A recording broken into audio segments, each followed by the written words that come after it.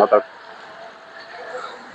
ಸ್ನೇಹಿತರೆ, ನಾವು ಇವಾಗ ಹೊನ್ನವ ರಾಘವೇಂದ್ರ ಸ್ವಾಮಿ ದೇವಸ್ಥಾನ ಏನಿದೆ ಅಲ್ಲಿಗೆ ಬಂದು ಇವಾಗ ನಡೆಸ್ಕೊಂಡು ದೇವಸ್ಥಾನ ಹತ್ರ ಹೋಗ್ತಾ ಇದ್ವಿ. ನಮ್ಮ ಸುತ್ತಮುತ್ತ ಏನಿದೆ ಇದೆಲ್ಲ ಹೂವಿನ ಅಂಗಡಿ ಮತ್ತು ಕುರಿ ಕಾಲದ ಅಂಗಡಿ ಇದೆ. ಸೊ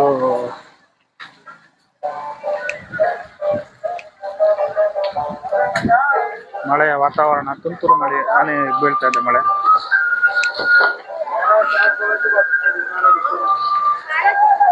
ನೀವು ಯಾವಾಗ ಬಂದರೂ ಕೂಡ ಇಲ್ಲಿ ಒಂದು ಜನಸಂಖ್ಯೆ ಹಿಂಗೆ ಇರುತ್ತೆ, ಜಂಗುಳಿ ಅಂತಾರಲ್ಲ ಆ ಥರ ಯಾವಾಗಲೂ ಜನಗಳು ಭಕ್ತಾದಿಗಳು ಇದ್ದೇ ಇರ್ತಾರೆ ಈ ಹೊನ್ನವ ರಾಘವೇಂದ್ರ ಸ್ವಾಮಿ ದೇವಸ್ಥಾನ.